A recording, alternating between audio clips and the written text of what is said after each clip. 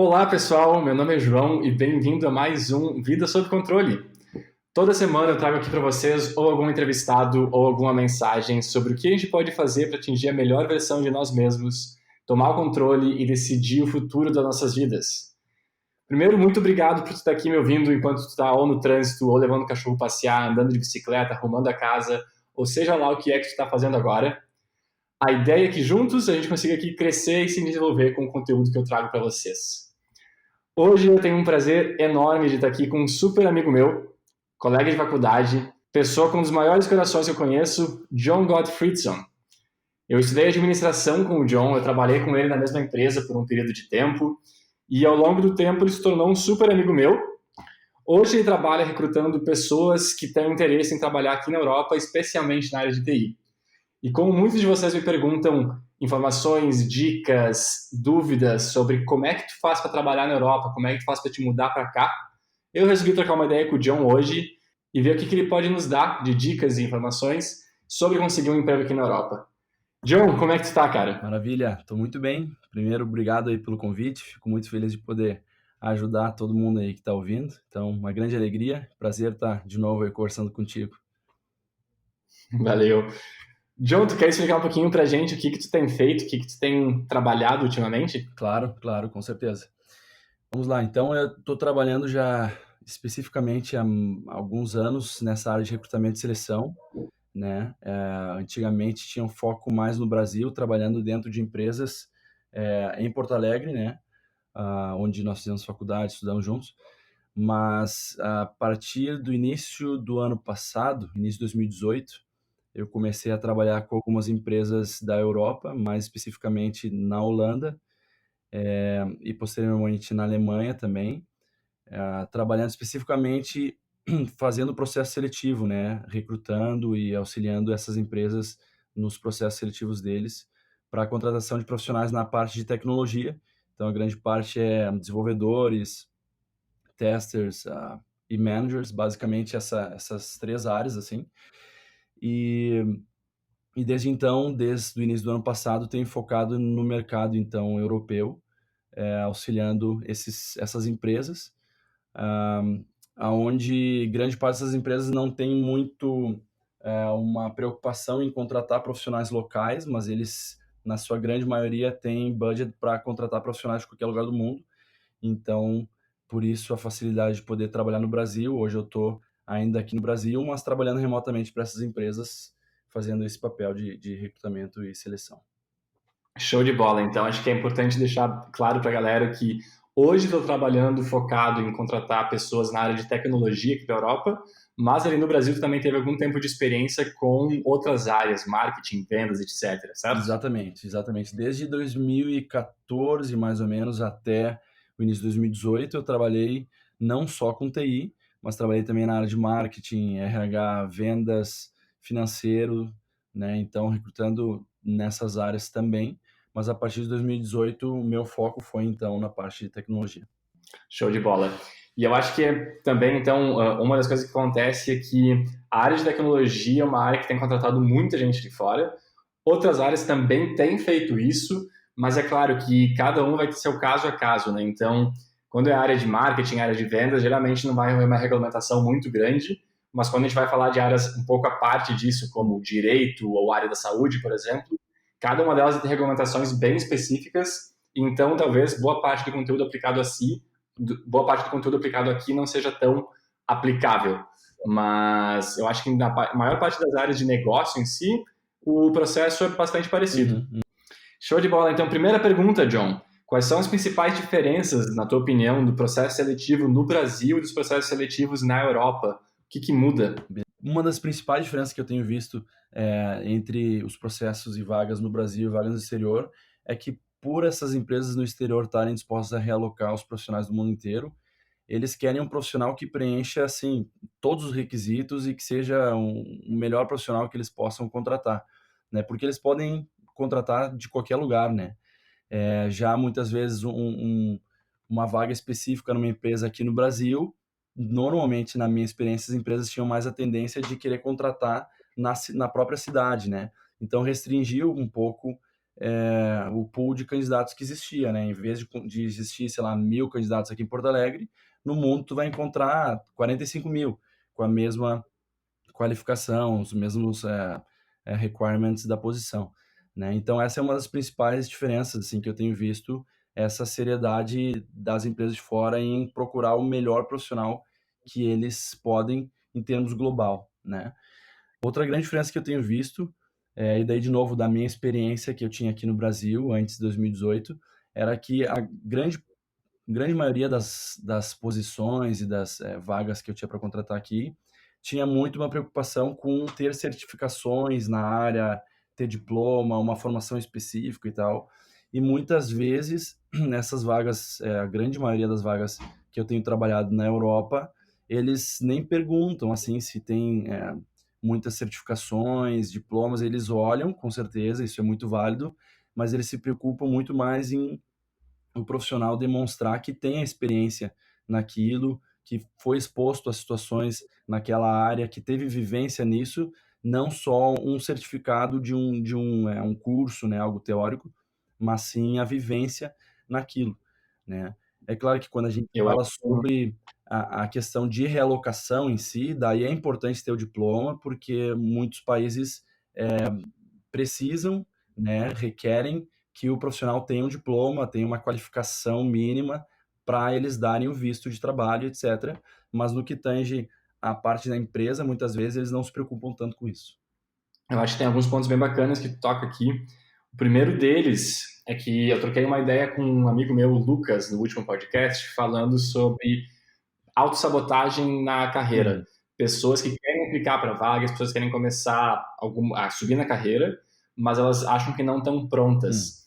Tu falou antes que uma das coisas que tu nota é que aqui na Europa, as empresas, como elas têm um pool de candidatos muito grande, elas realmente buscam os melhores candidatos possível para essas vagas. E, ao mesmo tempo, tu acha que existe uma diferença muito grande de profissional na Europa e no Brasil?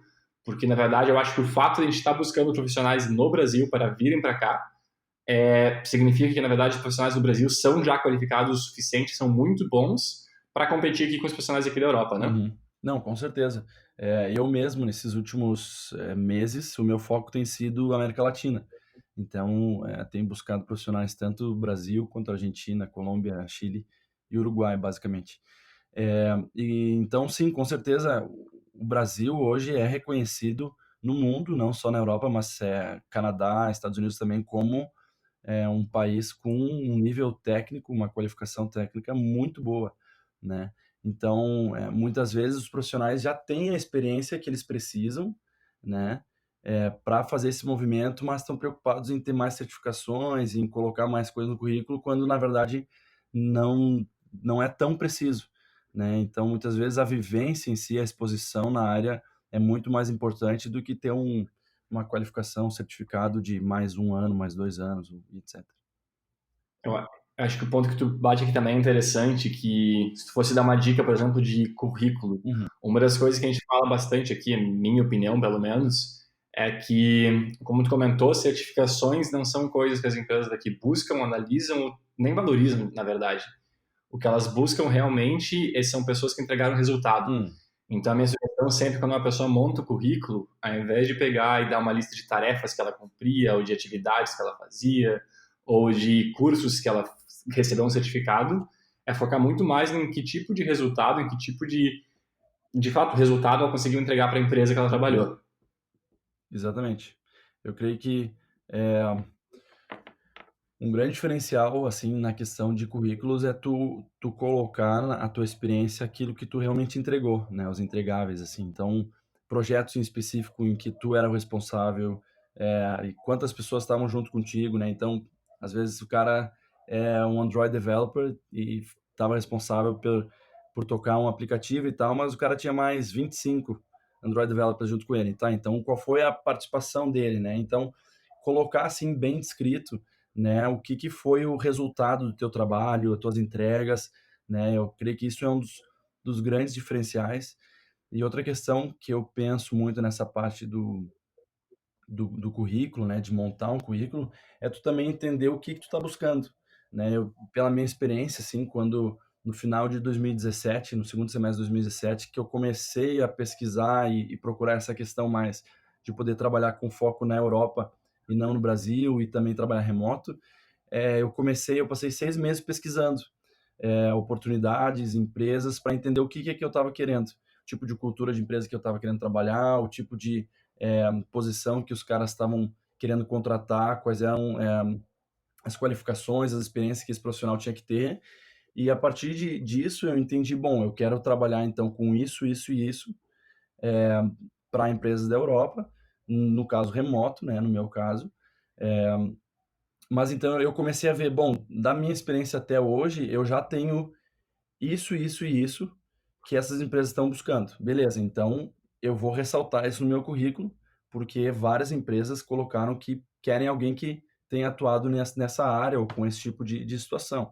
Então, ressaltei isso no meu currículo da mesma forma como identifiquei aquilo que eu não tinha de experiência e naqueles 6 meses busquei de alguma forma me expor aquilo, mesmo que de uma forma mínima, pelo menos eu em participar de algum processo seletivo, eu teria conhecimento sobre aquele assunto. Por quê? Porque nesses 6 meses eu busquei me inteirar sobre aquilo, né? Então eu creio que esses dois fatores, tanto tu te preparar e entender o que é que tu está querendo, que tipo de posição, quanto também tu colocar os entregáveis, os teus resultados, às vezes números, tudo, né? Então, com certeza é válido. Eu lembro que eu fiz algo bem parecido quando eu vim para cá também, que foi antes de vir para cá, quando eu comecei a aplicar, eu listei quais eram as empresas que eu queria e eu fiz um ranking de prioridades. Então, essas aqui são que eu realmente quero ir. Se essas não derem certo, esse é o plano B. Se essas não derem certo, esse é o plano C. O que interessa é que eu vou para lá de uma forma ou de outra. E, de acordo com cada empresa que eu aplicava, eu ajustava meu currículo, eu ajustava a carta de apresentação, focando no negócio da empresa, no que eu estava aplicando para concorrer na vaga. Sim. Então, se era uma empresa na área de viagens e com marketing digital, que foi o que eu de fato comecei a trabalhar aqui, eu ajustava a forma como eu explicava a minha experiência e as coisas que eu entreguei no passado, focadas nisso. Se fosse uma parte mais B2B, por exemplo, mais focada em vendas, eu ia focar mais nessa área também. Sim. Porque, de fato, se eu falar sobre B2B numa empresa que foca em consumer, não vai ter interesse nenhum da empresa naquilo. Uhum. Mas tem que É. ajustar a forma como tu te vende, né? Isso, eu acho que esse é um dos grandes erros de profissionais que querem procurar relocação, assim, ou uma oportunidade melhor, é que muitas vezes os profissionais têm um currículo só e mandam como se fosse spam, assim, se aplicando, né?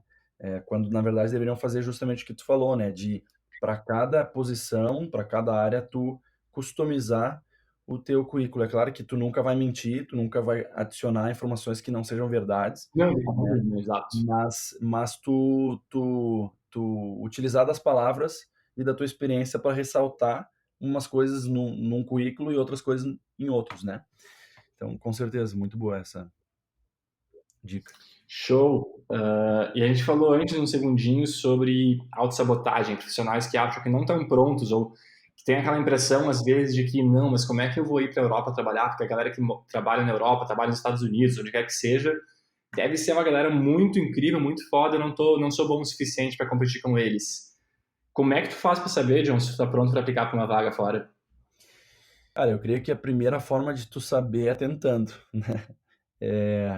Se arriscando, assim, e o não, todo mundo já tem, né? Então, eu creio que a primeira forma de tu parar de se auto-sabotar, se tu realmente é algo que tu busca, é tu tentar.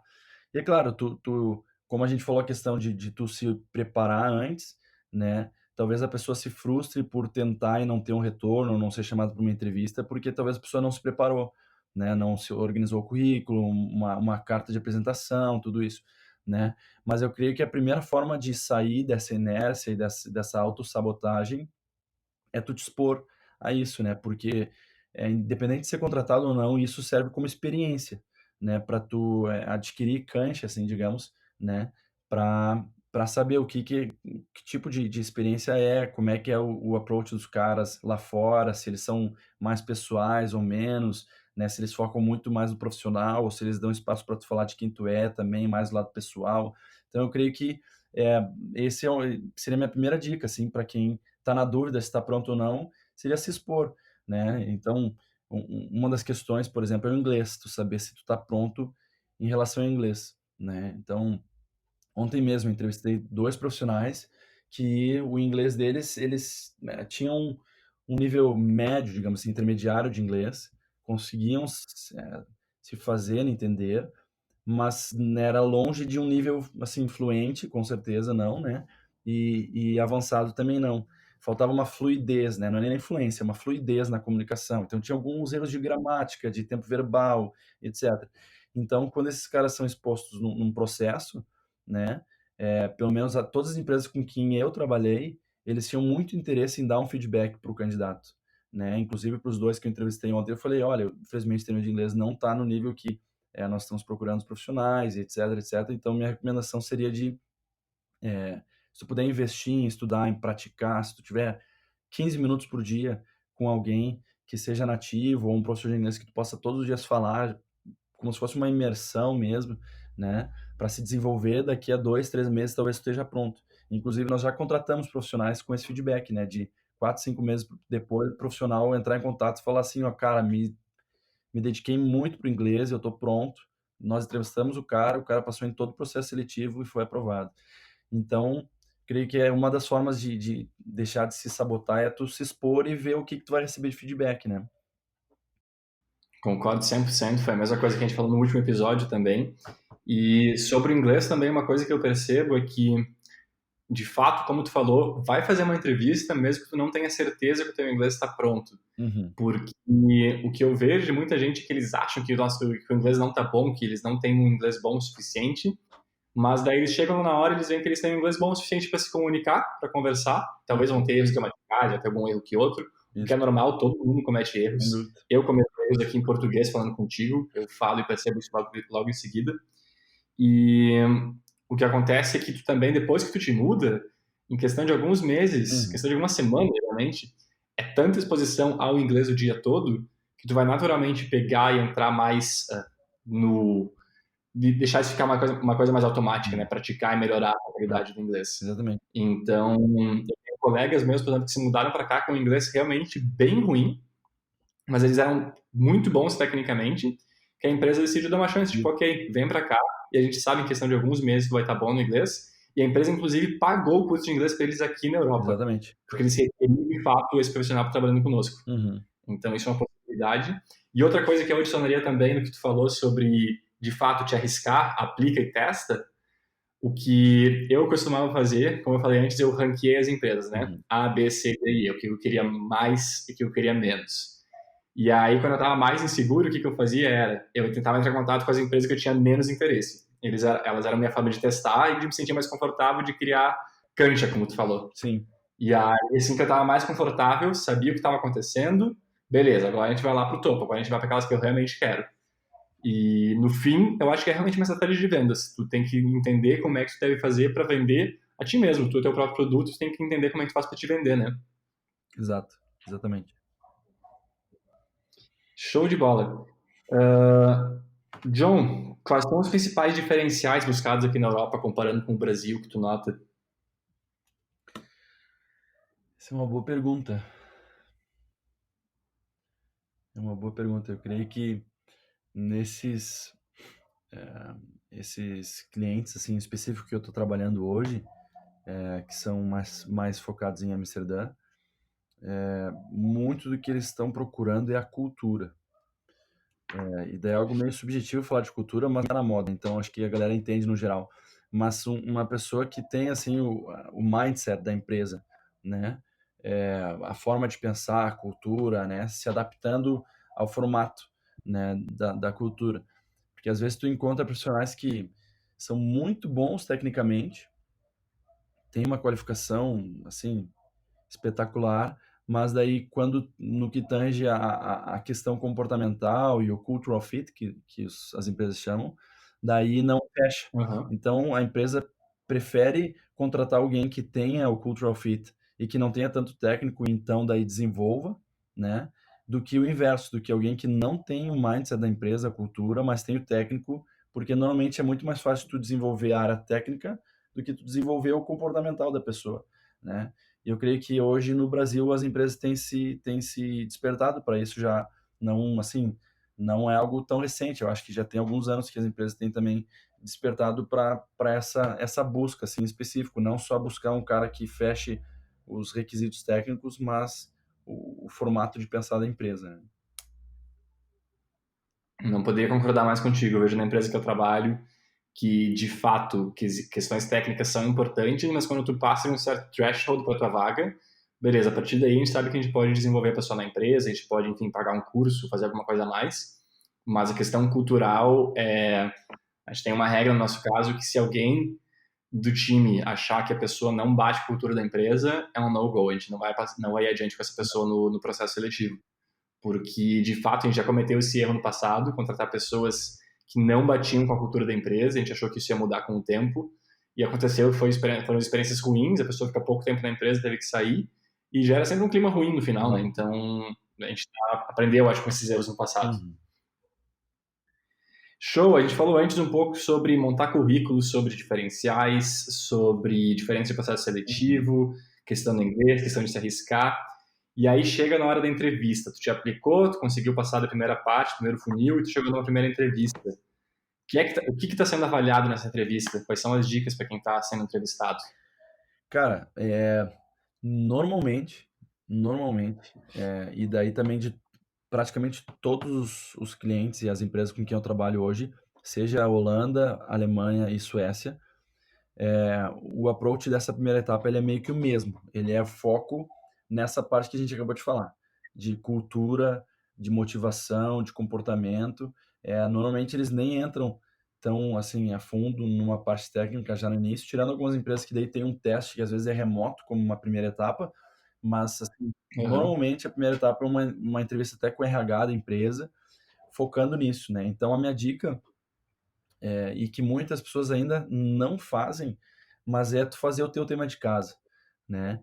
Às vezes o cara acha uma lista de posições assim no LinkedIn ou em outra ferramenta e daí se aplica assim a Bangu, como a gente falou, e não tem um penso por trás, né? Então, eu acho que o primeiro tema de casa é o cara entender o tipo de empresa que ele quer trabalhar, que a gente falou, né? Que nem tu criou a tua lista A, B, C. Então, tu ter as tuas empresas top, assim, aquelas empresas são as que eu mais gostaria de trabalhar.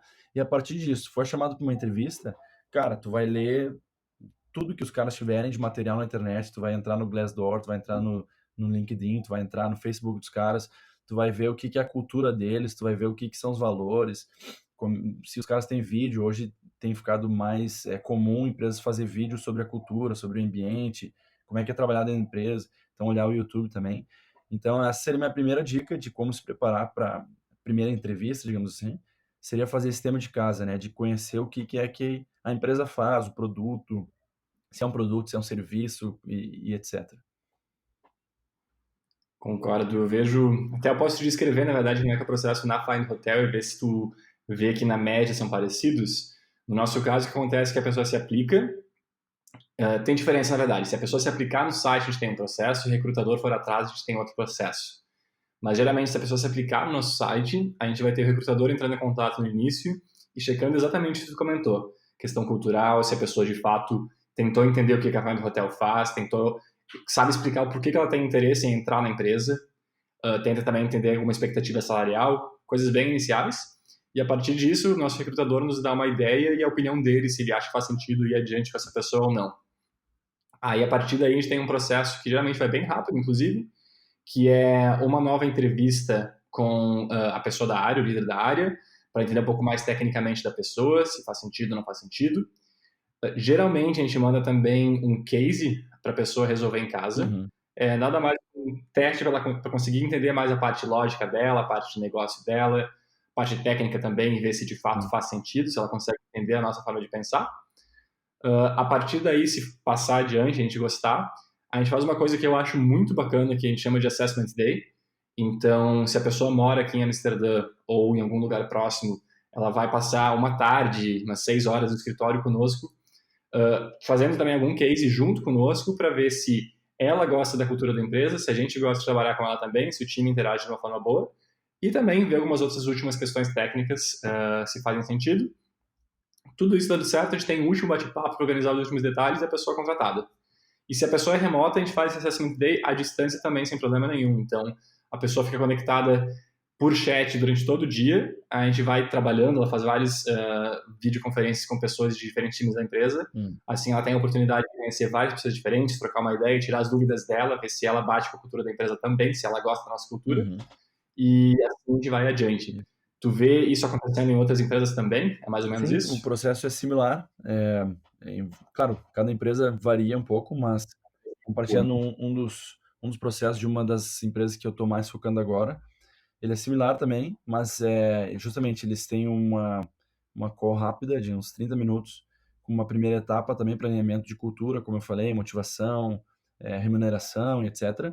Depois eles têm Uhum. 2 etapas técnicas, onde às vezes varia a ordem, mas normalmente é um assessment à distância, técnico, é uma tarefa, alguma coisa que o cara tem que fazer, e depois uma Isso. entrevista remota também técnica. E se o profissional passa dessas 3 etapas, ele é convidado para ir até Amsterdã, no caso. E daí é uma coisa legal, uma particularidade dessa empresa, que outras também fazem, mas que não importa de onde o cara for, eles convidam o cara para ir até Amsterdã, passar por volta de 3 dias na cidade, com tudo pago, voo, hotel e etc. Dos quais, dos 3, um deles, ele passaria o dia trabalhando, como se fosse na empresa, justamente para tu ter reunião Uhum. com o gestor daquela área, que provavelmente seria o manager daquela pessoa, almoçaria com o time e etc. Então, ser exposto à empresa presencialmente e também para a empresa conhecer o profissional pessoalmente. E os outros 2 dias daí normalmente é para o profissional conhecer a cidade e ter uma noção um pouquinho melhor do ambiente, etc., tendo em vista que muitas vezes a pessoa não foi para Amsterdã ainda. Do que de fato mudar para outro país sem conhecer o lugar é É, complicado, né? Ainda mais que vai levar família, vai levar filhos, é uma coisa bem séria e bem importante se considerar se é a cidade certa para se mudar ou não, né? exatamente, exatamente.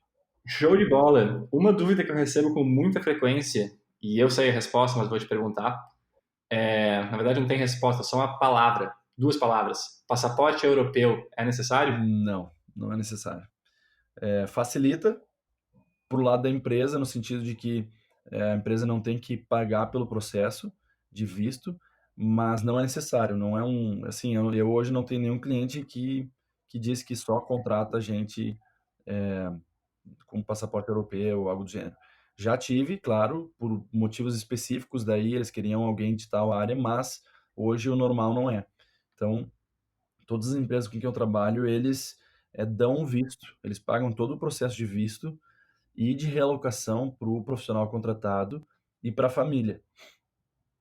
Uhum. Então, assim, eles emitem visto de trabalho para a esposa, para filhos, até pets, assim, se a pessoa tem, se o candidato tem, eles arrumam a papelada para o profissional levar. E, claro, não é minha área essa, então eu não sei os detalhes, mas até uma coisa engraçada, e não engraçada, mas curiosa, é que para esse cliente, daí tu talvez possa até me responder também, se é para Amsterdã ou se é para esse cliente específico, mas eles também emitem é, visto para namorada ou namorado, né? Claro.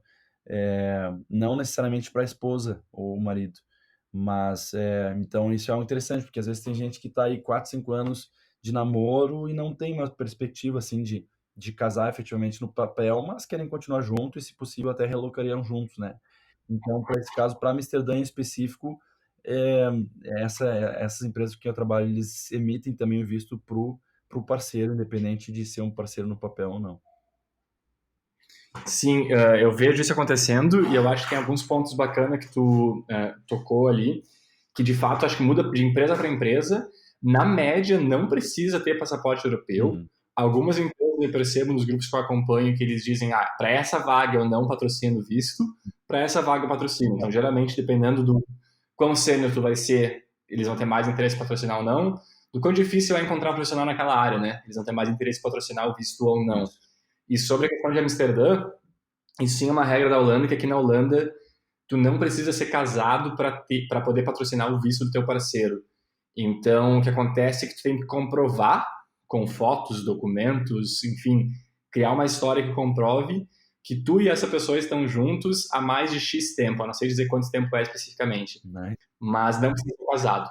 Ser casado só facilita porque daí tu mostra no papel e fechou, né? Claro. Mas, de fato, namorado, namorada, é bem tranquilo. É. Legal, legal. Bom saber. E mais uma, John. Dificuldades para brasileiros. Onde é que tu acha que geralmente as pessoas falham no processo seletivo, os brasileiros nesse caso?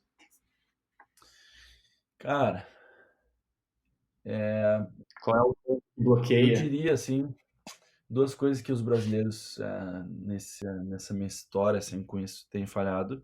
Primeiro é não estar preparado com o nível de inglês que a gente falou, ter um nível mínimo, né? Claro, daí depende de cada empresa, o que cada empresa está disposto a apostar no candidato, né? Mas ter um Claro, nível da pessoa conseguir conversar, né? Isso eu acho que ainda tem muitos profissionais que têm falhado nisso de se desenvolver e não é o que a gente falou aquilo, né? Não é o profissional não tem que ter um inglês fluente, ser nativo, ter uma pronúncia perfeita, assim, na verdade a pronúncia os caras consideram total, porque lá cada um tem uma pronúncia diferente de inglês. Então é com certeza. um nível de conseguir conversar, né? Esse é o primeira questão. Uma outra falha que eu vejo que muitos brasileiros cometem é de às vezes curtir a ideia de realocação e buscar é, isso e entrar em processo sem ter uma certeza absoluta desse movimento. Claro, tu tem a questão de participar por experiência, mas normalmente se tu está participando por experiência, tu realmente está buscando aquilo, né? E tu só não sabe se tu tá pronto ou não, mas se quando viu se fechar, fechou. Mas eu já tive mais de um caso, e é mais de vários casos no caso, de profissionais que num primeiro momento falaram que realmente queriam e participaram de todo o processo, chegaram até o final, receberam oferta da empresa com tudo pago, relocação, visto, voos para a família, para todo mundo. E daí o cara realmente parou para pensar, daí chamou a esposa para compartilhar do assunto.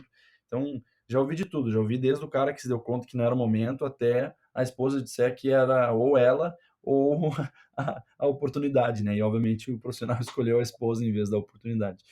Então, essa é uma outra questão assim que eu tenho visto, é é, se o profissional está seguindo adiante, está passando nas etapas, então é algo que a empresa realmente está despendendo tempo e esforço para avaliar aquele profissional e para contratar aquele profissional. Então, em contrapartida, o mínimo que a empresa espera do profissional é que ele realmente esteja on board nessa ideia de ir para outro país ou outra cidade. E acho que é uma questão de respeito e de bom senso dos dois lados, né? Porque a pessoa pode pegar uma empresa do outro lado, mas essa empresa também tem muita gente trabalhando, tem muita coisa para fazer acontecer, e ficar perdendo tempo é Hum, complicado, né? Então, concordo 100% contigo. Mas eu acho bacana um ponto que tu não tocou aqui, manda e bala. que acho importante tu não ter tocado, que é a questão técnica, né? Uhum. A gente falou sobre isso antes, eu vou só ressaltar, porque é uma coisa que acontece muito, que é as pessoas acharem que os profissionais fora do Brasil são muito bons, muito melhores, etc. Não é o caso, o John falou sobre isso antes, então não te desvaloriza, não te desmerece, tu é melhor do que tu imagina na tua área, tecnicamente, as pessoas aqui são mais, mas de fato, a outra coisa que eu bato na tecla o tempo todo é aprende inglês. Então, cara, aprende inglês ontem, o quanto antes, porque isso vai fazer muita diferença depois. Hum, Inglês eu diria que é o mínimo necessário, né, John? Se tu tiver um outro idioma além disso, melhor ainda. melhor. Mas inglês é o mínimo, com certeza. Show de bola, indo meio que pro final da entrevista, quase. A última parte que eu queria tocar contigo em relação a aplicar para vaga e recrutamento são se tu tem ferramentas ou lugares específicos que tu sugere para a pessoa ir e conseguir ter acesso a vagas disponíveis ou qualquer dica nesse sentido, tanto para se aplicar quanto para mostrar que está disponível. Tá. Beleza, eu creio que três não, tem várias que estão me vindo na cabeça. Eu tinha pensado em três e agora me vieram mais. Mas então, a primeira delas que todo mundo, eu creio que a que mais conhecem é o LinkedIn. E daí não só na parte de TI, mas no geral, assim, é muito bem utilizado. É, E está crescendo mais e mais, Exato, né? está crescendo muito e os profissionais estão entrando mais, as empresas estão entrando mais, estão investindo nessa rede social e botando mais informações sobre a sua empresa lá e etc. E inclusive postando as vagas. Então, acho que essa é uma das principais ferramentas hoje para procurar oportunidades fora, né? E não só fora, mas aqui, locais também no Brasil, em qualquer lugar. Outra questão que é válido também é que no próprio LinkedIn o profissional ele pode colocar que ele está aberto a outras oportunidades. E daí às vezes tem a opção de tu colocar se tu está aberto oportunidades na tua cidade, no teu país, se tu está disposto a viajar ou não, e aí vai. Mas isso é uma configuração que às vezes as pessoas não usam e que é válido, né? Dependendo da empresa, eles têm uma conta de recruiter que chama Recruiter Corporate, se não me engano, e daí nessa conta os recrutadores conseguem filtrar os profissionais que estão interessados em oportunidades ou não, né? Então isso é válido. Falando daí da parte técnica, outra questão que é interessante dos Só o LinkedIn em inglês, né? Se tem interesse em ir para fora, por favor, coloca o LinkedIn em inglês. Perfeito, perfeito. Eu, assim, acho que nem é válido o cara ter em português hoje, porque até as empresas do Brasil hoje estão requerendo que o profissional tenha inglês. Então, já bota Sim. tudo em inglês direto, que já facilita. Desculpa. Outra questão, daí focado na parte de tecnologia, é tu utilizar de ferramentas como o GitHub, Bitbucket, a Stack Overflow, que são repositórios de código e questões mais técnicas daí, mas que são para tu colocar projetos que tu já teve e etc. lá dentro. E isso, cada vez mais, as empresas vêm olhando para isso, né? Para ver que tipo de projeto o cara já tocou, o que ele já se envolveu, o que ele já ajudou, né? Às vezes não é nenhum projeto que ele é teu, mas que tu fez algum commit ou se envolveu em algum código de outra pessoa, aparece lá. E isso é bem interessante porque hoje tem ferramentas, e existe uma ferramenta do lado do recrutador que se chama Amazing Hiring, que ela nada mais é do que tu bota lá, que era um cara que tenha é, Java, Spring Boot, AWS, inglês e tenha mais outra coisa, sei lá, e que morem no Brasil. Então, ele vai me dar uma lista de pessoas que têm essas skills que eu coloquei e vai me dar todas as redes sociais daquela pessoa, tudo que ela conseguir encontrar. É um negócio de hacker total, assim. Então, ela vai te dar o teu perfil do LinkedIn, do Facebook, do Instagram, do Twitter, do GitHub. CPF, Não, crédito, tudo. CPF não, mas dá telefone e e-mail. Porque se em alguma dessas plataformas eles têm a API deles aberta, ou se tu tem o teu perfil aberto, eles vão achar e vão vincular uma conta com a outra e vão te dar tudo. Então isso pro lado do recrutador é muito bom, porque em um lugar só tem todos os teus perfis e consegue analisar. Então essas ferramentas aí são bem legais do profissional que trabalha na parte de TI ter atualizado. E por último, que eu me lembrei agora, são daí sites específicos na Europa, daí no caso, que é onde eu venho trabalhando, que trabalham com esse processo de relocação, né? Então tem empresas que o foco é trabalhar contratando profissionais de TI fora da Europa. O meu caso é uma delas, né? A minha empresa ela tem foco em contratar profissionais de qualquer lugar, principalmente de fora da Europa, porque as pessoas querem muitas vezes ir para a Europa. Então é juntar o útil com o agradável. E outras empresas que justamente os caras divulgam vagas para profissionais que querem relocar. Uma que eu me lembrei agora que é relocateme.eu. Depois a gente pode botar aí nas observações, descrições do vídeo e tal. Mas essa é uma que Show. eu descobri essa semana, por exemplo, que os caras vão postando várias vagas, diferentes áreas de tecnologia, mas com foco em realocar profissionais. Show de bola. E eu imagino que também tem muitos sites locais, né? Eu lembro que na minha época eu ia para o Google realmente procurava Sim, sites de emprego na Holanda, isso em inglês, é claro. sim. E aí apareciam várias coisas, e como tu falou, buscando isso, tu vai encontrar essas empresas de recrutamento, Uhum. como a empresa que o John trabalha, e aí tu vai conseguir ter acesso às vagas. Outra coisa que eu fazia também era buscar quais são as empresas que trabalham com a área que tu trabalha, então tecnologia X, na Holanda, em Amsterdã, na Alemanha. Aí no Google mesmo vai te mostrar uma lista de Tá. empresas e tu pode ir indo uma por uma, vendo qual delas faz sentido para ti, vendo que vagas estão abertas, encontrando pessoas no LinkedIn e indo atrás, né? Na Suécia, eles divulgam as vagas no jornal. Então é algo até interessante, assim, que daí no próprio jornal, tu entra no jornal e tu vai encontrar muitas vagas pro cara ver lá. Então isso é bem interessante.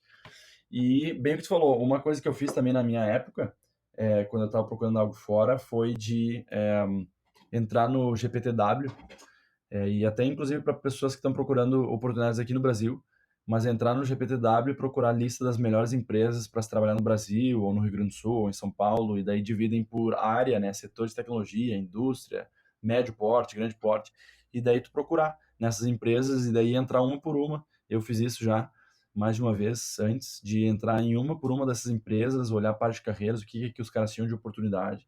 Então essa é uma outra forma também. GPTW, Great Place to Work, né? Exato, obrigado.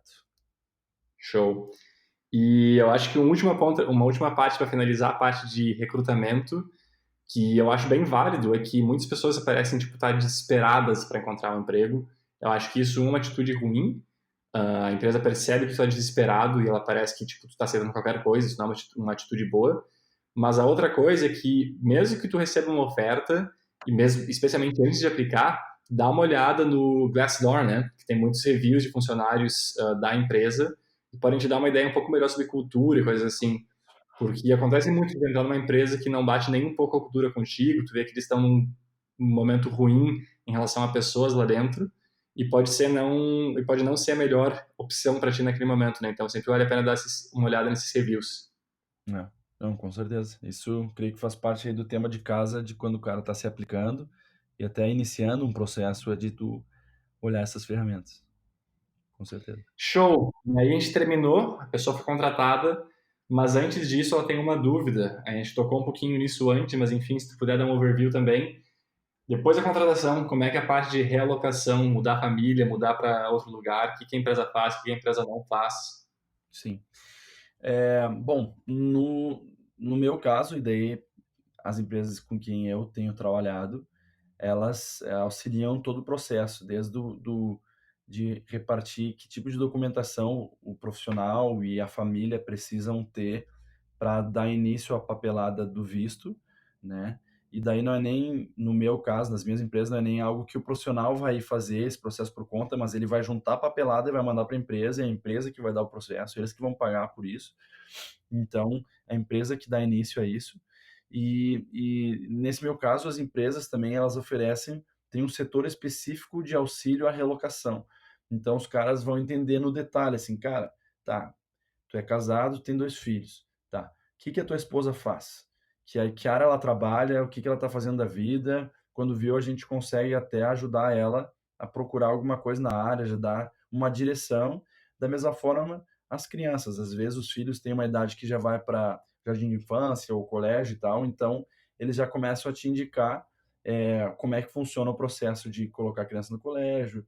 Esse departamento auxilia esse processo todo, entendendo a idade das crianças, se já vão em creche ou não, se já dão entrada em papelada nos colégios, né? Tudo normalmente é público, né? Na Europa, então não, às vezes é diferente, né? Então esses departamentos ele auxiliam os profissionais e inclusive em alguns casos, algumas empresas com quem eu trabalhei, eles levavam o profissional e a família antes do início, antes do start date daquele profissional, levavam para o profissional passar uma semana, por exemplo, na cidade. No caso era em Berlim, se eu não me engano, não, Estocolmo.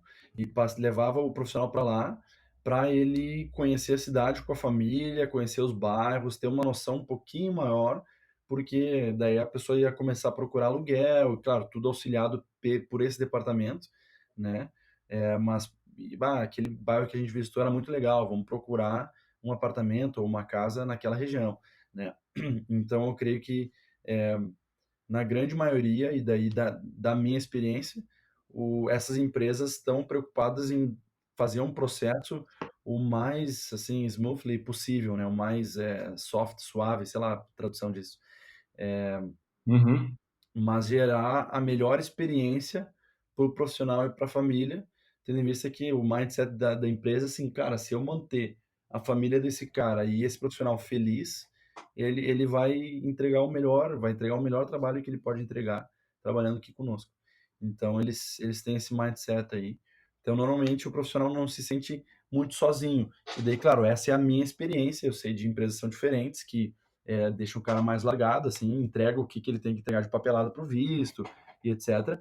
Mas no meu caso, tem um suporte muito grande pelo lado da empresa. Show de bola, não podia concordar mais. Eu vejo isso acontecendo muito o tempo todo por aqui. E realmente faz muito sentido, é uma mudança muito grande para a família, então faz sentido que a empresa dê todo esse apoio, né? Exatamente. Show de bola. E John, para finalizar, alguma última dica, segredo, truque para quem quer se aplicar para vagas na Europa? Cara, Assim, segredos, truques, acho que não. Eu acho que, resumindo, não só para quem está procurando algo na Europa, mas em qualquer lugar, eu acho que sempre ser verdadeiro, né, eh, apresentar quem tu é de fato nas entrevistas e nas cartas de apresentação, tu contar um pouquinho de quem tu é, tuas habilidades, o que tu gosta, o que tu não gosta, é um lugar de tu falar um pouco mais também do teu pessoal, onde o currículo foca no profissional, né. Eh, então, assim, não tenho nenhum segredo, assim, acho que não tem uma fórmula específica de um ingrediente, mas são vários ingredientes que a gente falou juntos aqui, né? Questão do inglês, te preparar, buscar que tipo de empresa, cultura, né? Parte técnica. Eu acho que é um conjunto de fatores que levam ao sucesso. O que eu costumava pensar era sempre me colocar no papel da empresa, pensando que eu estou recrutando para eles e pensando, se eu estivesse lá recrutando, o que eu gostaria de ver? E aí, esse era o passo que eu tentava seguir Né? também.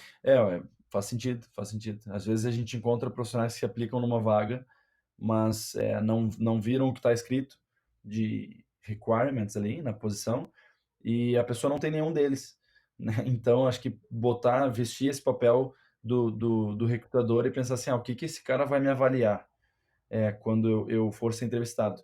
E a primeira coisa que ele vai te avaliar é se tu tem aquilo que a posição disse que está buscando, né? Então, acho que esse é um lugar de partida também. Perfeito. John, eu acho que era isso. Acho que a gente cobriu tudo e mais um pouco Ah, sobre recrutamento aqui para a Europa. Como a gente comentou no início, o John ele é especialista especialmente na área de TI aqui.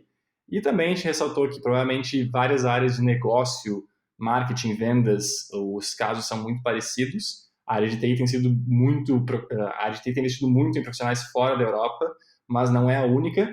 E quando a gente vai para áreas mais específicas como saúde, direito, etc., talvez engenharias também, algumas engenharias específicas, algum tipo de certificação seja realmente necessário. Eu vou deixar os detalhes do John, tanto o LinkedIn quanto o e-mail dele, Skype dele, qualquer outra coisa que ele me permitir, na descrição do vídeo, na descrição do podcast. E também vou compartilhar no Instagram, provavelmente, quando esse vídeo podcast for ao ar. vamos lá. E, John, a galera pode entrar em contato contigo, Por então? favor, podem entrar em contato no LinkedIn, Skype, e-mail. Se tiver interesse em realocação ou se tiver dúvida também, algum auxílio aí, qualquer coisa, por favor, estou à disposição. Show de bola. Então, John, valeu mesmo pelo teu tempo. Foi um prazer falar contigo de Tudo novo. meu. E eu espero, de fato, que a galera que acompanhou esse podcast consiga colocar a vida deles sob controle também na parte profissional, né? Conseguir ir atrás dos sonhos que eles têm, correr atrás desse novo futuro profissional que espera por eles por aí. E, pessoal, obrigado pela audiência de todos. Espero vocês na próxima semana. Um abraço e até a próxima. Feito, galera. Falou, John. Falou.